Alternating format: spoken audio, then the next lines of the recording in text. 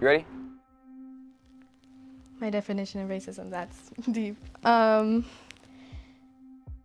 some weird stuff that goes on at the school. People saying the N-word to people, it's just not good. In the streets, they would just say like rude things like ching chong. Riding in the car, driving my car, I think it's affecting me just because I am black. I think that it's passed down from generations and just being taught on and on.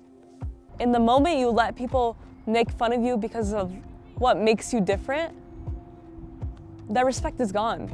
I feel like it's just a war zone between all different races. It's not about race or color or anything like that. If we can just show them that we're all human, these obstacles won't be there anymore.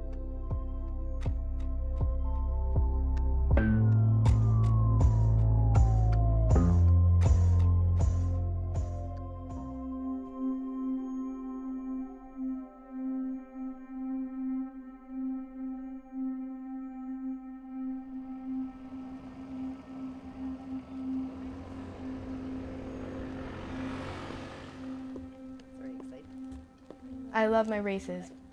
They all represent my stories from where I came from, all the journeys my ancestors took so that I could be here. My name is Sydney, I'm 12 years old, and I'm white, African American, and Hispanic. We're watching basketball? You can watch whatever you want. Yay.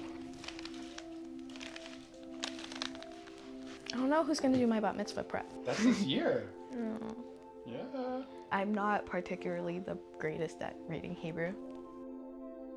People kind of aren't used to seeing people with so many different cultures in them. It's kind of like I'm a question to them. So they're like, but you look white and you have curly hair. Their mind goes straight to like, how should I identify them then? I don't want to be something that they question. I just want to be like a regular kid. Yes! New record. My mom looked like she was Hispanic. My dad looked like he was African American. I think it's more on a deeper level for them. I know that I still get privileges because I look white. Sometimes I'm like, is that my fault? But it's not. And the only thing I can do is try and raise my voice about it and try and stand with them. When George Floyd died, I tried to speak out a lot on social media platforms. I can't really ask or I can't speak about it without adults judging me about the fact that I'm only 12. It's kind of like a big weight that like I really want to get off my shoulders because I have a lot of things I want to say, but I don't have a platform where I can say it. Whenever I'm like sharing out about how I'm Hispanic, I always think like maybe people are thinking, oh, she's just like showing that off, or they think like, oh, she's just clinging on to like that 1%, even though it's not 1%, it's a bigger part of me. And it's just like all these assumptions that I create in my head or people create in their heads. I hate thinking about like when I'm walking around if people are like, oh, she looks like this, or oh, I wonder if she's this or that. It's just kind of like, I wish I could just be a human, like walking without having to think about the possibilities, and it's kind of like inescapable. Dancing is as much acting as it is movement. I created this character in my head who was like really excited to make new friends, but they kind of all started slipping away and started blending in with different crowds, and you were just kind of left there. Everybody in that class feels mostly the same way that I do. I didn't realize that when I first joined. It was more like a place where I could raise my voice, but I didn't think about how it was also that for other people. It kind of made me feel like, you know, like a normal human, like I wasn't alone in that and how I felt. What if I was white? I'd become a cop, get a badge and a gun. I'ma get in my police car, and I'ma pull you over for fun. I'll turn on my sirens, tell you put your hands up and freeze. I shoot you in cold blood if you move or sneeze. Don't reach for your license, don't even touch the keys. I will snatch you at the car and choke you till you can't breathe. I will throw you on the ground and watch your ass fight you on my knees. Then I laugh about what I did before I leave.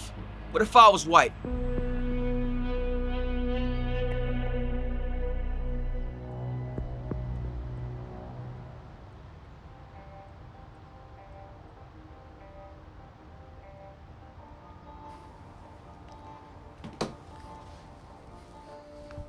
My name is Chance. I'm 15 years old and I'm African American.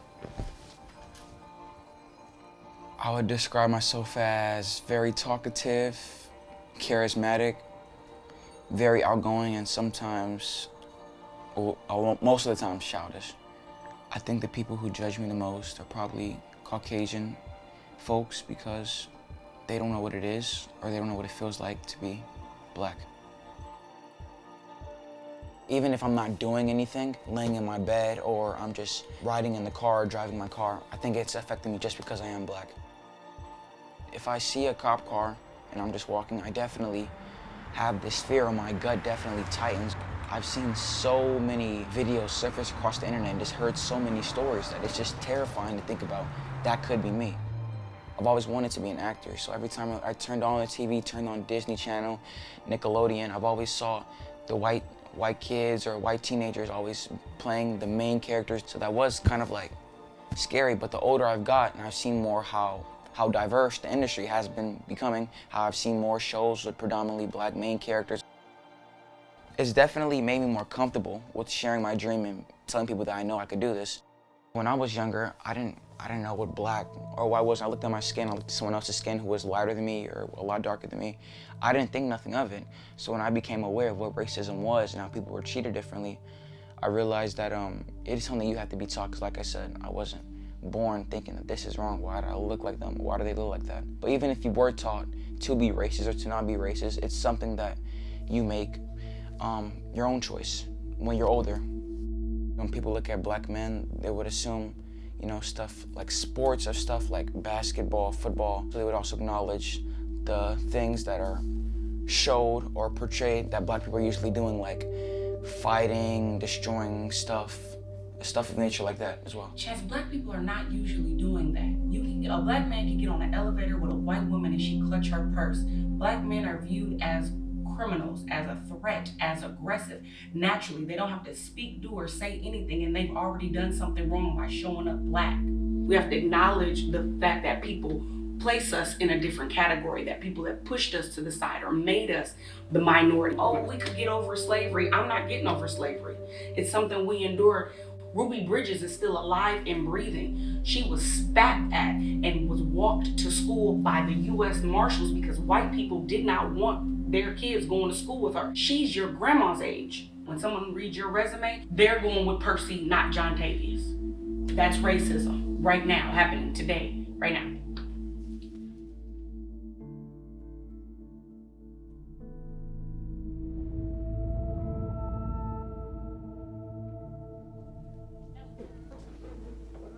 My name's Tanisha, and I'm 16 years old, and I'm a black female.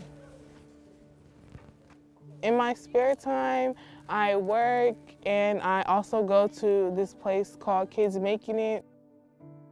We make things out of wood, and we craft different projects, and they teach you, and you just bond with other people. You won't find it mostly being white kids or black kids. It's all mixed up, and everyone gets treated the same. I think that the first thing people see when they see me is my skin color. Some people have said that I was too dark for them or that I was way darker than them, and that somebody else of a lighter skin tone, that they like them more because they are lighter. To me, colorism is when you are treated differently based on how dark or light your skin is. Black males usually like the lighter females more, and they make it seem like when a female is darker, that means they're not as attractive or not as clean and things like that. When I was younger, it hurt me a lot. It made me very sad, and I didn't really know what to say. I would honestly not say anything at all because there's nothing you can do about the color of your skin. It's not like you can change it.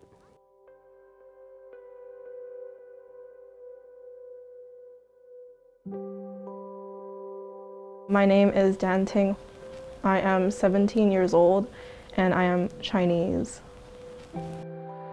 I think it's very important that I stay close to my roots because I could educate other people about like different practices we do. Like when they just see, of course, all of our celebrations and stuff, they don't think, oh, like what are they doing that for? Like that's useless. I've seen people being racist towards Asians, mainly in the form of like microaggressions. In the streets, they would just say like rude things like ching chong.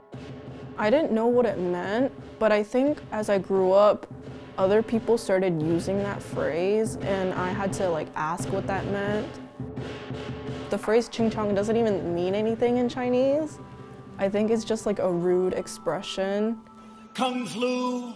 When COVID started like going crazy, other people think that Asians are the cause of the virus and for like bringing it to the United States. Tonight, the FBI is stepping up its efforts to counter the shocking surge in attacks on Asian Americans. A 61-year-old Filipino man's face was slashed with a knife in the subway. There are videos that go viral of people attacking Asian elderlies.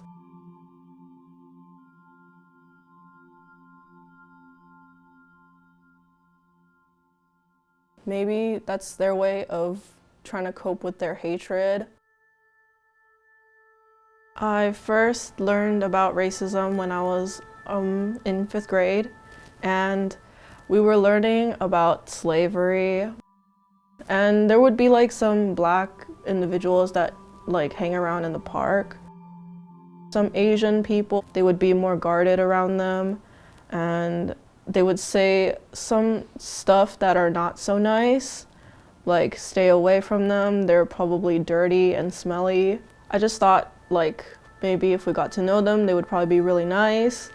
It was mainly like the people around me that started like putting all these ideas into my head. And growing up, I realized, oh, that's wrong. You shouldn't think that way of other people.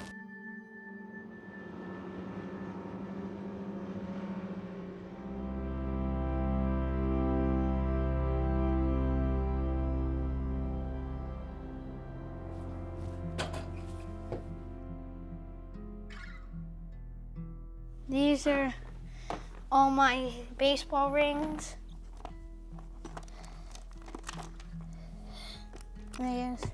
There's a couple teeth in here. This was my first ever PG ring, which is perfect game, which is like the top level stuff. Then I got all of these. It says tournament and then it says finalist, champions, NIT champions. My name is Ashton and I'm 10 years old and I'm Czech, Dutch, Brazilian, Italian, German, Russian, and some African American.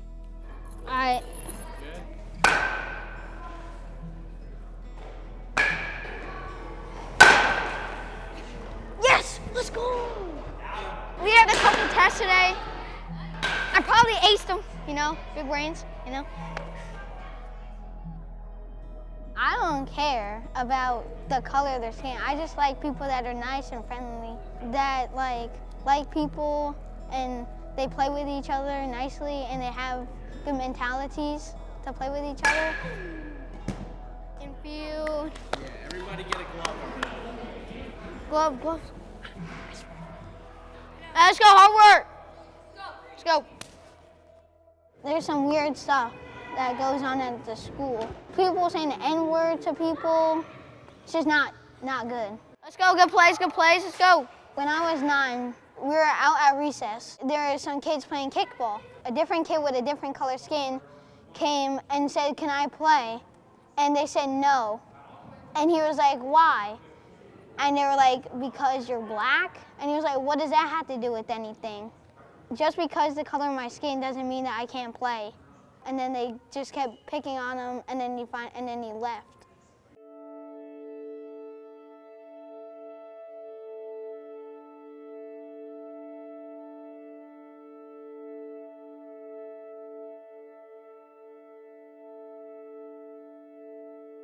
I've seen a couple people being excluded from groups because of their race, and they just like didn't want them to be in their group because they looked different. They were mixed and black, and they were coming to play basketball with them, and they just the kids pushed them away and didn't want them to be there because of their race. It kind of made me feel like just weird about myself because I'm also mixed, so it made me feel a little weird.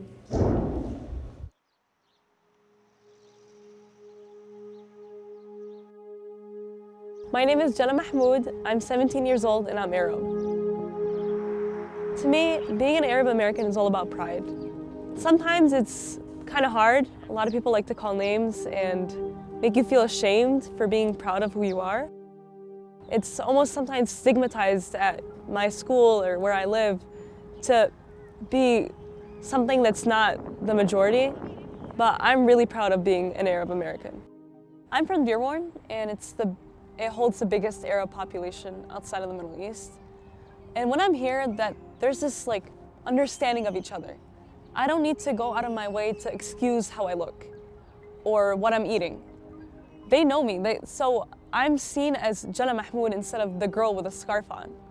But compared to my new neighborhood with a predominantly white area, I'm that Palestinian girl, I'm that Arab girl with a scarf on. Or I'm that girl whose mom looks weird, or her dad is scary looking, he's tan. Or I'm that girl with Muhammad as her last name, or that girl who has a flag in the back of her car. I'm a bunch of different things except for myself. 5 years ago, then President Donald Trump signed an executive order that banned people from 7 Muslim-majority countries from entering the U.S. The Muslim ban happened and I was 12. Although being in Dearborn, it felt a little different, but as soon as I moved out, I started actually facing it and realizing, wow, we're actually stigmatized and seen as dangerous or less than others or weird for our skin tone or the way we talk or even my hijab. I've been called names, towelhead, terrorist.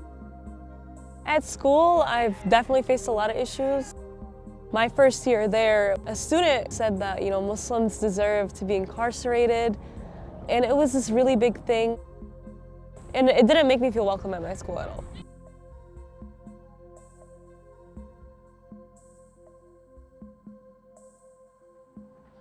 I come here because it's like a safe haven for me. Every time I'm here, it makes me feel like I'm seen and represented fairly. And just seeing the different relics, it makes me feel like I'm back home. I've seen kids, they try to hide the fact that they're Muslim or Arab because they feel like if they don't, they're gonna be hated. As a child, you should be focused on nurturing your own self and growing, not realizing that such a big group of people hate you for what you believe in. And no child should ever face that. You should be focused on growing on your own and going into high school, not just focusing on somebody hates me because my mom's wearing a scarf or because I'm Arab or my last name's Arab. It's not right.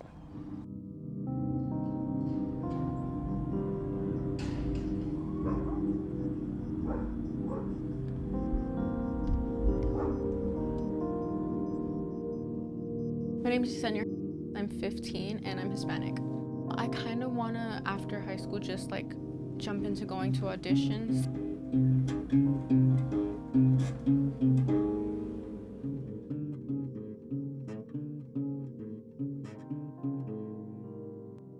And cosmetology.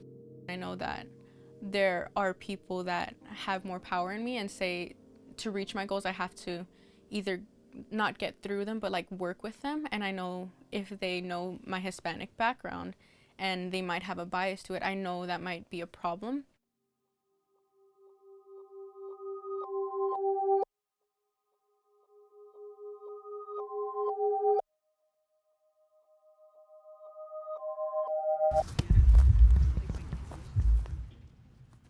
When I first was aware that like people are racist or have bias against certain people because of the color of their skin or where they're from, or you know, things like that, I think it was a student, I would say. She was always very mean to this one actually Hispanic girl, and I think this was in 4th grade because she was Hispanic. I was very disturbed, honestly. I couldn't process it. The conversations with my parents didn't start until I was older, like maybe 13, 14, and that was just me releasing frustration because I couldn't understand.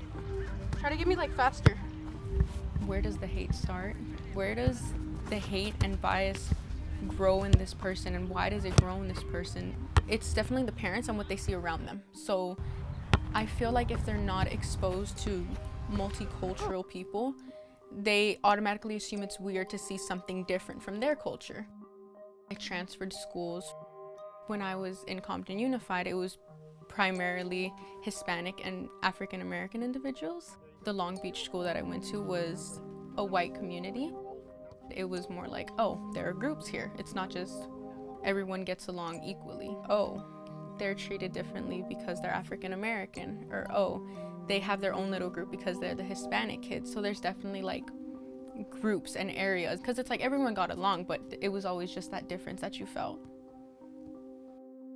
Instead of getting better, I feel like we're slowly progressing to get worse. Like there's no aspect or no person that's being untouched by racism right now. Most people wouldn't assume a white person would be affected from racism, but they are. And I've seen it in my friends, my other Hispanic friends. They automatically assume, oh, this white person's racist. So it's affecting everyone. All people see now is like race and color, and it shouldn't be like that. I hope that one day this won't be a problem, but I feel like it's never really gonna go away. If we work together really hard, I feel like one day it could be some down to less, some down to something that's uncommon or unheard of. Racial slurs being used, or any type of act committed because you're racist or biased, I feel like we can really work together to bring those down to a minimum. But for it to completely go away, I wouldn't say so. We're so focused on trying to fix it, but within ourselves, we're starting problems as well if we don't want to see every person as just a human, like what they are. I don't think there's a solution to racism, but I do think that maybe spreading awareness, educating other people of different cultures would help. My parents have conversations with me about this, and they're like, never let go of who you are. Be proud of who you are, and don't let anybody take that away from you. Because the moment that pride is taken away from you, it's everything, your being is gone. And I took that to heart. Be friends with people you can trust. Make sure that they can trust you. Be respectful to them. And just be kind to everybody. Make everyone feel like how you want to feel. Even though I am doing stuff for myself to make sure I get to where I need to be for my future, I'm still gonna stand up for what I believe in. I'm still gonna contribute to opposing racism the best way as I can. I really hope that someday we'll achieve that place where people can walk the streets and they don't have to be assaulted or killed or put in jail because of how they look. I think we just need to keep raising our voices. Take that hate out of your heart. Realize that we're all human and we don't deserve that type of treatment just because of how we look.